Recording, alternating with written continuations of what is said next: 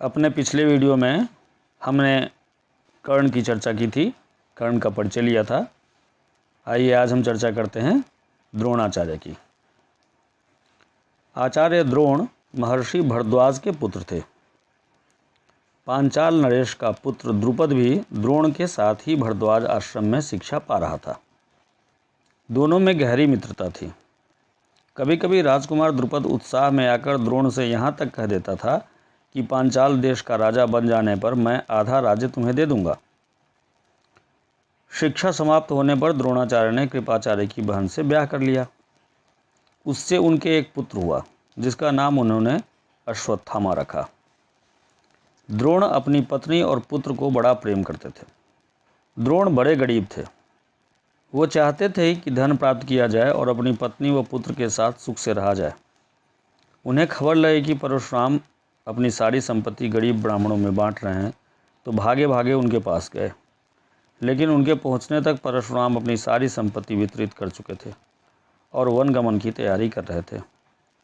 द्रोण को देखकर वह बोले, ब्राह्मण श्रेष्ठ, आपका स्वागत है, पर मेरे पास जो कुछ था वह मैं बांट चुका हूँ। अब यह मेरा शरीर और धर्म विद्या ही है। बताइए मैं आपके लिए क्या करूँ। तब द्रोण ने उनसे सारे अस्त्रों के प्रयोग तथा रहस्य सिखाने की प्रार्थना की। परशुराम ने यह प्रार्थना स्वीकार कर ली और द्रोण को धनुर्विद्या की पूरी शिक्षा दे दी। कुछ समय बाद राजकुमार द्रुपद के पिता का देहावसान हो गया और द्रुपद राजगद्दी पर बैठा।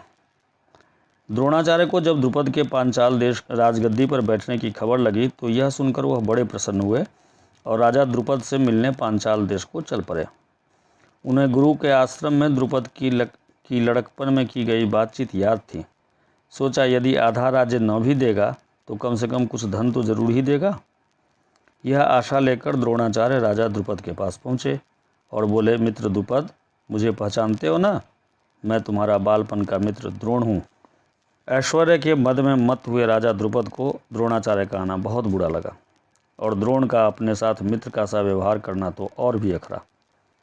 वह द्रोण पर गुस्सा हो गया और बोला, ब्राह्मण, तुम्हारा यह व्यवहार सज्जनोचित नहीं है। मुझे मित्र कहकर पुकारने का तुम्हें साहस कैसे हुआ? सिंहासन पर बैठे हुए एक राजा के साथ एक दरिद्र प्रजाजन की मित्रता कभी हुई है? तुम्हारी बुद्धि कितनी कच्ची है। लड़कपन में लाचारी के कारण हम दोनों को जो साथ रहना पड़ा उसके आधार पर तुम द्रुपद से मित्रता का दावा करने लगे।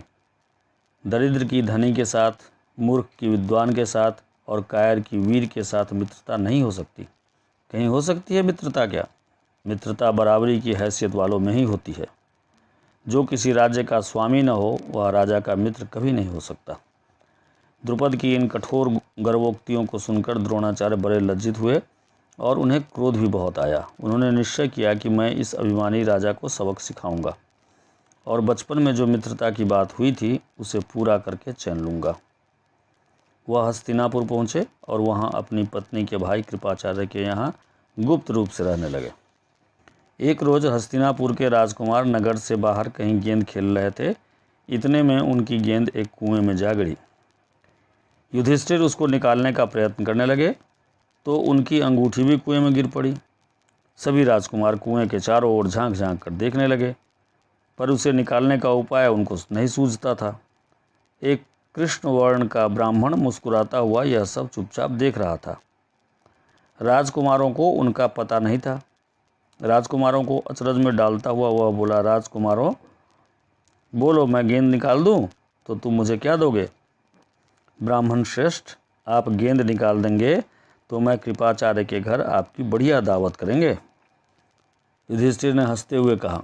तब द्रोणाचार्य ने पास में पड़ी हुई सीख उठा ली और उसे पानी में फेंका।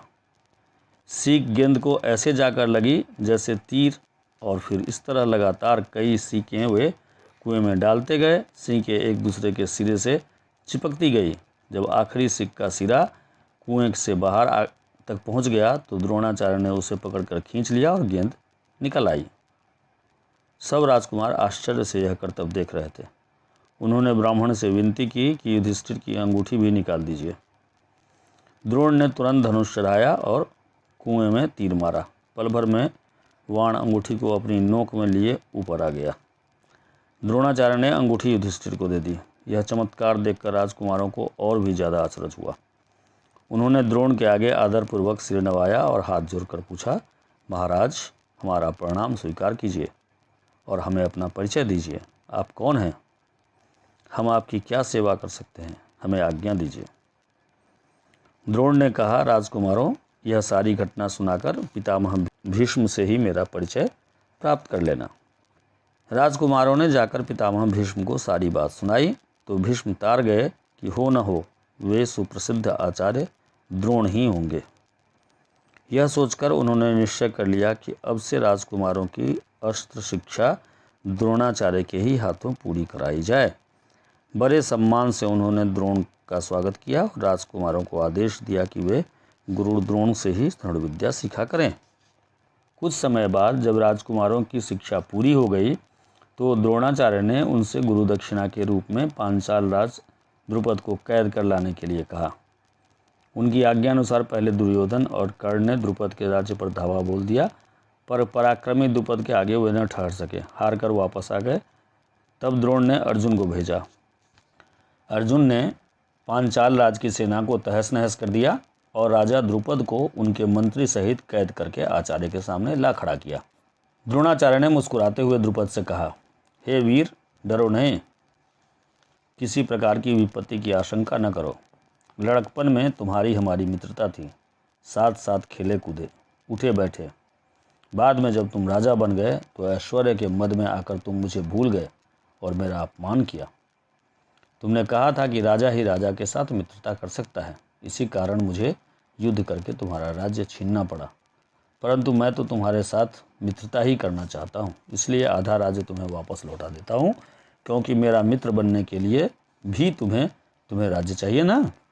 मित्रता तो बराबरी की हैसियत वालों में ही हो सकती है। द्रोणाचार्य ने इसे अपने अपमान का काफ़ी बदला समझा और उन्होंने द्रुपद को बड़े सम्मान के साथ विदा किया। इस प्रकार राजा द्रुपद का गर्व चूर हो गया, लेकिन बदले से घृणा दूर नहीं होती। किसी के अभिमान को ठेस लगने पर पीड़ा जो होती है उसे सहन करना बड़ा कठिन होता है। द्रोण से बदला लेने की भावना द्रुपद के जीवन का लक्ष्य बन गई। उसने कई कठोर व्रत और तप इस कामना से किए कि उसे एक ऐसा पुत्र हो जो द्रोण को मार सके, साथ ही एक ऐसी कन्या हो जो अर्जुन को ब्याही जा सके। आखिर उसकी कामना पूरी हुई।